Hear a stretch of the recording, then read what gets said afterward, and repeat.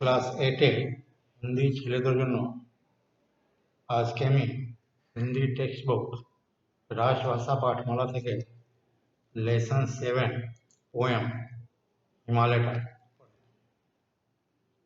এটা page number 22-তে এই কবিতা আছে। পড়ে দিচ্ছি, রেটিং দিচ্ছি, তোমরা সবাই বইতে পড়বে, উচ্চারণগুলো ধরবে। তারপর हिमालय। खड़ा हिमालय बता रहा है, डरो न आंधी पानी में, खड़े रहो अपने पथ पर, सब कठिनाई तूफानों में।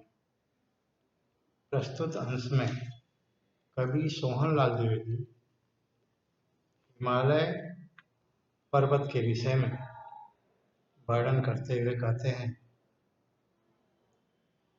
पर्वतराज हिमालय देश की सीमा पर स्थित होकर, खड़ा होकर, निडर होकर प्रतिकूल परिस्थितियों में, आंधी, तूफान और भयंकर बरसात में भी निर्भीक एवं निडर होकर खड़ा है।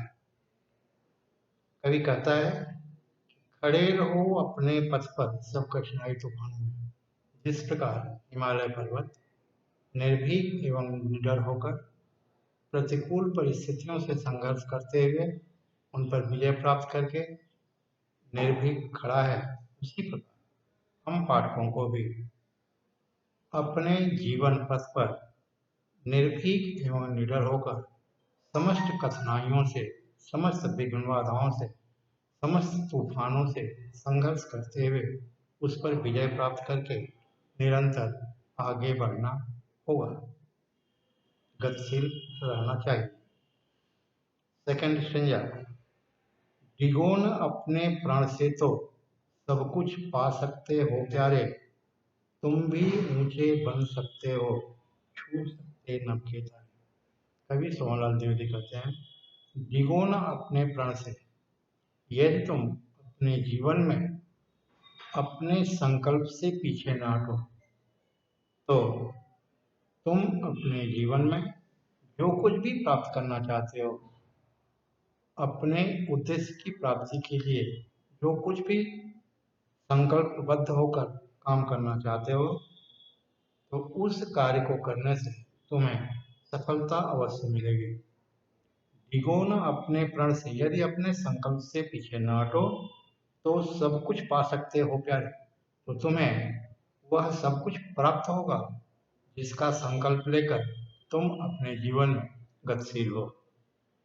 आगे कवि कहता है, तुम भी ऊंचे बन सकते हो, छू सकते नभ के तारे। कहता है, ऐसा करने से तुम भी इस संसार में अपने इस जीवन को महान बना सकते हो, अत्यंत ऊंचाई को प्राप्त कर सकते हो, यश को प्राप्त कर सकते हो, और उससे वह यश पूरे विश्व में, पूरे संसार में फैल जाएगा, और इस प्रकार तुम अपने जीवन में आकाश की ऊंचाइयों को भी छू सकते हो, स्पर्श कर सकते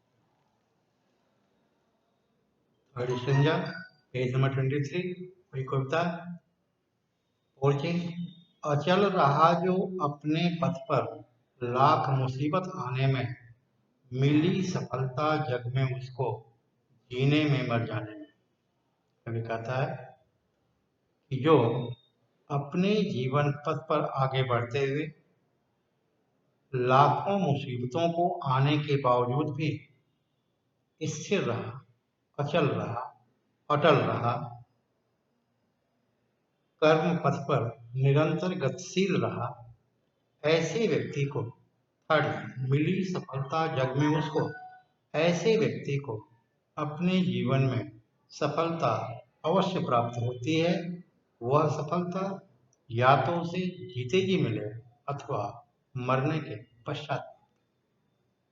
संसार में उसका यश, उसकी ख्याति, उसकी प्रतिष्ठा, उसका सम्मान, उसका आदर, सब कुछ उसे अवश्य प्राप्त होगा जो स्थिर होगा, अचल होगा, अटल होकर, निडर होकर, निर्भीक होकर जीवन में आने वाली समस्याओं से, मुसीबतों से संघर्ष करते हुए आगे बढ़ता है, जीवन पर प्रगतिशील रहता है, उसे संसार में सफलता अवश्य प्राप्त होती है।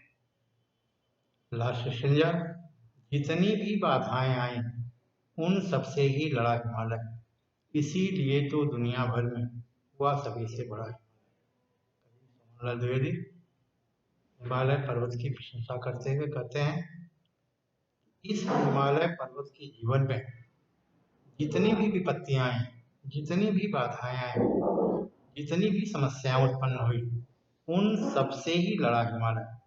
उन समस्त विपत्तियों से, उन समस्त बाधाओं से हिमालय पर्वत संघर्ष किया, उन्हें पराजित किया, उन पर सफलता प्राप्त की।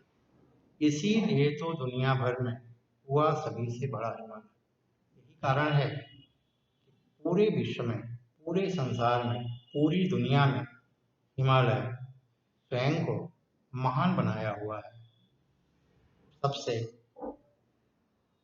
ख्याति प्राप्त किया है, और वह अपने को महानतम सिद्ध किया है। এই কবিতাটা চারটে স্ট্যান্জা আজকে পড়িয়ে দিলাম। এটা শেষ হলো। এইটা তোমরা পড়বে, হাতে লেখা করবে, আর এই কবিতাটা মুখস্থ করবে। তোমরা পরীক্ষায় মুখস্থ কবিতা লিখতে জন্য আসবে। এবার এই পেজ নাম্বার 23 অভ্যাসে যাবে অনুশীলনীতে। ওইখান থেকে দুটো কোয়েশ্চেন আছে। প্রথম কোয়েশ্চেন হচ্ছে কবিতা को कंठस्थ करो, এর মানে পোয়েমটা মুখস্থ করতে হবে। और सेकंड होते हिमालय हमें क्या शिक्षा देता है। थोड़ा लिखे, हिमालय हमें शिक्षा देता है कि हमें जीवन में आई हुई विपत्तियों से संघर्ष करके संकल्प के साथ अपने उद्देश्य को प्राप्त करने के लिए निरंतर गतिशील होना चाहिए। नेक्स्ट क्लास है, नेक्स्ट लेसन पढ़ना होगा।